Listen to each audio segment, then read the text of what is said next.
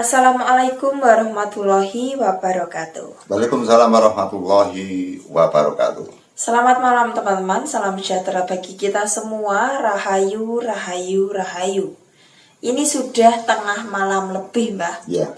Kita menyesuaikan dengan jadwal Mbah Gendul Jopo Montro, apalagi saat-saat malam seperti ini, teman-teman. Waktunya sidem kayon. Ya. Tadi kita baru saja didatangi oleh salah satu teman Mbah Gendil yang juga termasuk saudara jauh, Bang ya. Ya. Jadi dia ini memiliki kasus yaitu terkait dengan mafia tanah. Beliau ini membeli tanah, Mbah, yang cukup luas di daerah Kalimantan. Ini kita belak-belakan nggak apa-apa, Bang ya. Dan setelah tanah itu dibuat bekerja atau dikerjakan, itu tiba-tiba dia mendapat gugatan dari orang lain yang tidak dia kenal. Dia juga membawa sertifikat, Mbak, yang dikeluarkan di situ tertera tahunnya itu lebih dulu daripada sertifikat yang saudara kita miliki. Sehingga ini pun menjadi permasalahan dikarenakan orang yang jual ini tuh hilang, dicari nggak ketemu. Sehingga mereka konsultasi kepada kita, apakah kira-kira orang yang menjual tanah ini bisa dicari, Mbak, atau bisa ditemukan lewat jalur-jalur ilmu. Karena kan dicari itu nggak ketemu, dan pihak yang berwajib pun dia baru bisa bergerak kalau sudah menemukan orang yang menjual ini. Ini gimana, Mbak, solusinya, Mbak? Karena tanahnya ini luas, bahkan membeli dengan harga 0,5 miliar lebih, Mbak. Ya, terima kasih.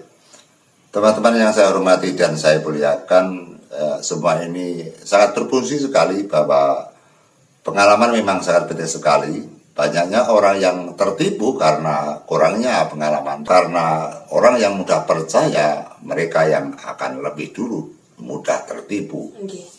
Kita akan bercerita tentang mafia tanah, sehingga banyak sekali kasus-kasus terutama di luar Pulau Jawa bahwa kasus-kasus mafia tanah artinya mereka dikorbankan dan ditipu karena banyak orang yang mencari uang dengan cara yang tidak baik, sehingga dengan cara menipu mereka akan memperoleh harta yang sangat banyak sekali. Ada salah satu orang yang bernama A, misalkan mereka membeli tanah kepada B. Mereka membeli dengan sesuai dengan berdasarkan undang-undang dan berdasarkan peraturan yang ada. Mereka menanyakan kepada Bapak Kepala Desa setempat. Saya ulang lagi, kejadian ini di daerah Kalimantan, Banjarmasin. Sehingga ini khusus untuk saudara-saudara teman-teman kita yang berada di Banjarmasin, agar lebih peka dan berhati-hati. Ternyata saudara kita yang di Jawa ini juga tertipu. Ada saudara kita yang mereka membeli tanah di Kalimantan dengan harga 500 juta lebih. Mereka sebelum membeli tanah tersebut, mereka tentu menanyakan kepada Bapak Kepala Desa. Mereka bertanya, Bapak Kepala Desa, apakah benar bahwa tanah ini adalah miliknya B? Ternyata Bapak Kepala Desa menjawab benar bahwa tanah ini adalah miliknya B. Setelah itu si pihak A menanyakan lagi, yaitu kepada kantor kecamatan. Mereka menanyakan kepada Bapak Camat, apakah bisa kita memberi tanah seluas ini di daerah ini? Mereka berdasarkan dengan laporan dari kepala desa yang mereka juga mengizinkan, maka Bapak Camat juga mengizinkan. Bisa saja memberi tanah sebagai aset Anda. Kemudian mereka selesai mengurus sesuatu hal, dan mereka juga memegang sertifikat. Mereka mengurus di desa itu hingga mereka memegang sertifikat yang dikeluarkan tahun 1996. Setelah mereka membayar dengan lunas, sudah tidak ada masalah hal satu pun. Mereka yaitu meneruskan tanaman yang berupa kelapa sawit itu. Pada saat dibeli kan sudah ada tanamannya, sudah ada beberapa hektar itu sudah tertanam kelapa sawit. Mereka tinggal meneruskan saja. Seketika mereka mengerjakan lahan itu, tempat itu dibikin perumahan agar anak-anak buahnya, agar pekerjanya mereka bekerja dengan baik. Kemudian dikasih tentang yaitu perabot-perabot dapur, artinya karyawannya, biar mereka bekerja tidak mudah untuk mencari makan, seperti halnya perkebunan yang sangat besar, karena dikelola tidak hanya 1 orang, 2 orang, bahkan berpuluh-puluh orang untuk mengelola tentang perkebunan sawit. Setelah berlangsung, tanaman itu semakin lama semakin baik, semakin lama semakin besar, sehingga tidak sedikit pun biaya yang dikeluarkan oleh pihak yaitu A agar untuk membiayai perawatan atau peremajaan daripada tanaman kelapa sawit, hingga tanaman kelapa sawit itu subur sekali dan mulai tanaman itu berbuah. Pada saat tanaman itu berbuah, tidak tahu menahunya, ternyata teman kita atau saudara kita yang dari Jawa ini digugat oleh salah satu orang. Iya. Saya ulang lagi, orang yang bernama B digugat oleh salah satu orang yang saya katakan nama A. Iya. Orang yang memberikan nama A tadi menyatakan bahwa tanah yang digarap B ini adalah miliknya A. Karena A memiliki sertifikat yang lebih dulu yang diterbitkan 1986. Yang pertama 1986, kemudian sertifikat yang dipegang oleh saudara kita 1996, sehingga selisih 10 tahun. Iya. Artinya masih dulu atau masih lebih awal daripada yang memilih A. Artinya pada saat tanaman kelapa sawit dikerjakan oleh saudara B dan mereka mengeluarkan dana sangat besar sekali, di dalam satu kantor bisa mengeluarkan sertifikat ganda, maka apakah inilah yang dinamakan oknum-oknum daripada pejabat kita? Kalau pejabat kita semacam ini, maka rakyat akan susah sekali, sehingga di dalam video ini kami hanya ingin sekali bahwa pejabat kita untuk menjalankan dharma atau kewajiban yang sangat baik sekali. Kita tidak mengkritik kepada pemerintah, kita tidak menghujat kepada negara kita tidak menghujat kepada pemerintahan kita hanya menghujat dan kita merasa kecewa sekali kepada oknum-oknum pejabat yang ada di Indonesia. Sekarang tidak masuk akal, bagaimanakah kok bisa dikeluarkan sertifikat ganda? Sudah ada sertifikat yang dikeluarkan tahun 1986, terus kemudian ada orang mencari sertifikat lagi, yaitu yang dikeluarkan tahun 1986. Sehingga pada saat mengurus sertifikat tahun 1996, mestinya harus berdasarkan dengan agenda data-data yang ada di desa.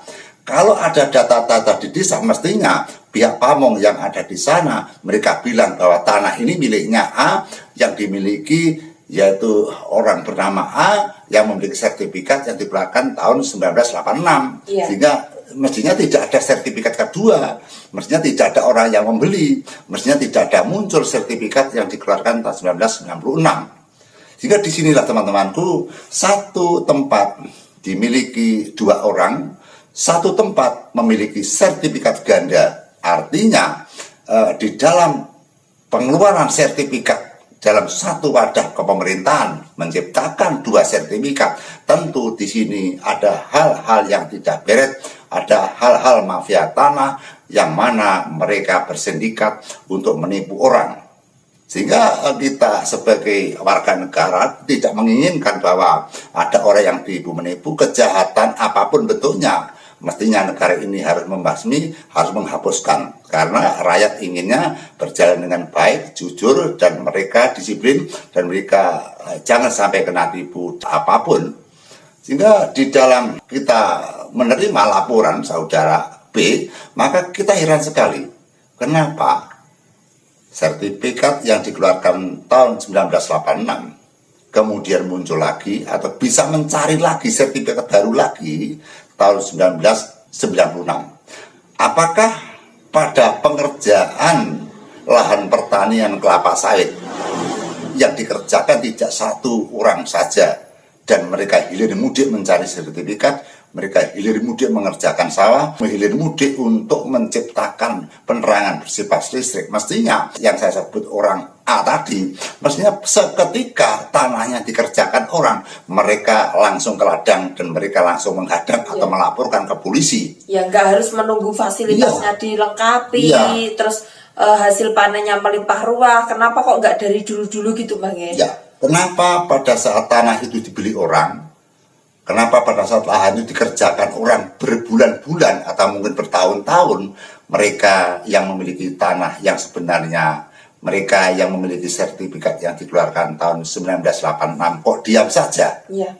Mestinya dia kalau merasa tanahnya diinjak-injak orang, mereka merasa tanahnya dihuni orang, mereka merasa tanahnya dikerjakan orang, mereka pasti lapor ke polisi atau setidaknya lapor ke kepala desa. Tapi dia diam-diam saja, dia mau menggugat setelah terjadinya tanaman kelapa sawit itu sudah membaik dan sudah dipelihara dengan baik, dengan diberikan jalan-jalan pertolongan dan diberikan penerangan seperti listrik dan sebagainya, dibangun bentuk-bentuk rumah untuk kesejahteraan para karyawannya. Kenapa? Berbulan-bulan mereka hilir mudik di pekarangan itu, mereka yang memiliki pekarangan, yang memiliki sertifikat 1986, kok diam saja? Ini merupakan keanehan sekali. Iya, janggal Sekali. Sehingga kejanggalan-kejanggalan ini kita bisa memprediksi bahwa ini ada sindikat-sindikat mafia tanah, ada sindikat-sindikat orang yang berkepentingan untuk menipu orang. Sehingga dengan inilah kita masuk dalam konten ini, apabila kita ingin membelikan tanah, intinya saudara kita yang membeli tanah senilai 0,5 miliar atau 500 juta itu bukan uang sedikit teman-temanku. Uangnya sangat banyak sekali. Sehingga pengalaman ini sebagai acuan kita, jangan sampai ada pihak korban-korban yang lain. Mungkin di samping saudara kita banyak sekali yang menjadi korban-korban yang belum muncul di layar gitu loh. Mungkin mereka hanya diam saja atau mereka gagal dalam mengerjakan penggugatan. Sehingga saudara kita yang memiliki sertifikat yang kedua yang keluar tahun 1996 ini sudah mengurus lapor ke polisi, Polda, ke Polres, ke kecamatan dan sebagainya sudah tuntas. Yang intinya saja pihak korban, pihak yang ditipu harus mencari orang yang menipu itu, artinya orang yang menjual tanah itu. Kalau orang yang sengaja untuk menipu orang, mereka pasti melarikan diri, mereka bersembunyi, tidak mungkin mereka menampakkan diri dan tentu sulit dicari. Kalau nanti sulit dicari dan tidak diketemukan, maka kasus ini sama juga kasus yang ngambang, kasus yang tidak dapat ditangani. Apakah kasus-kasus yang seperti ini di Indonesia ini akan selalu terpendam dan tidak dapat dibongkar, dan mafia tanah atau orang-orang jahat akan berkeliaran, akan berkembang dengan subur dan mereka akan bersukaria menipu orang. Sehingga inilah ketentuan-ketentuan kita sebagai rakyat Indonesia agar penegak hukum, kepolisian dan sebagainya untuk segera mengatasi kasus-kasus yang terpendam seperti kasus yang kita bicarakan ini. Sehingga seperti inilah teman-temanku, negara kita memang kita sudah mengakui negara kita baik, namun masih banyak sekali oknum-oknum yang menyusahkan rakyat, oknum-oknum yang sengaja menghancurkan kepada saudara kita, yang sengaja menipu kepada saudara kita. Kita sangat mengusulkan sekali kepada pemerintah agar kasus-kasus mafia tanah, kasus-kasus sengketa yang ada di Kalimantan dan pulau yang lain mohon untuk ditangani secara maksimal agar tidak ada orang yang tertipu, tidak ada orang yang dirampas dan tidak ada orang yang dikecewakan. Dengan ini saya mohon kepada dinas terkait terutama di daerah Kalimantan, semoga apabila ada saudara kita yang di Jawa ini membeli tanah di sana, mohon diperhatikan. Kalau tanahnya sengketa, jangan diizinkan, jangan diperbolehkan untuk dibeli, sehingga nanti tidak ada korban yang lain. Sehingga dengan hal ini kami tidak bisa memberikan keterangan yang jelas karena kita rahasiakan, karena kita tidak berani mengatakan nama aslinya, kita selalu menutupi atau privasi agar tidak ada hal yang tidak kita inginkan. Dan kita sangat menyesal sekali bahwa saudara kita yang sengaja ingin mencari modal, mencari pekerjaan, ingin mendirikan sebuah perusahaan, ternyata justru tumpes tampes tanpa seso, artinya harta bendanya hilang, dan akhirnya mereka pulang ke Jawa ini dengan menangis, dengan susah sekali, dan mereka datang ke rumah saya untuk musyawarah. Intinya mereka ingin uang itu kembali, dan intinya mereka ingin yang menipu itu bisa kembali, bisa ditemui, bisa dituntut di pengadilan. Saya kira hal ini sangat sulit sekali, namun kita juga tidak boleh pasrah, kita tetap bersandar kepada Sang Pencipta alam. Semoga Allah Subhanahu wa Ta'ala melindungi pada orang-orang yang benar, orang-orang yang jujur, dan mereka yang menipu akan mudah tertangkap dan diadili sesuai dengan kesalahannya. Itu yang paling penting. Oke. Terus kita kembali lagi ke pertanyaan di awal tadi, Mbah. Ini kan kesulitan untuk mencari orang yang menjual tadi. Ya. Apakah kira-kira kita bisa mencari orang yang bersembunyi ini secara kiat-kiat batin, Mbak, untuk menunjang usaha lahir kita gitu loh? Yang namanya sindikat tentu tertata dengan rapi. Yang namanya mafia tentu tidak sembarangan. Pasti lapisan-lapisan, benteng-benteng, penegak-penegak pasti sangat kuat sekali. Sehingga mereka disembunyikan atau sembunyi, mereka akan sulit untuk dibongkar. Sulit sekali. Namun kita bertenden berpasrah diri kepada Allah Subhanahu wa Ta'ala. Semoga Allah yang Maha Tahu akan menunjukkan dengan kuasanya, dan mereka yang menipu itu, mereka yang melarikan diri atau sembunyi, mereka akan terbongkar dan mereka bisa tertangkap.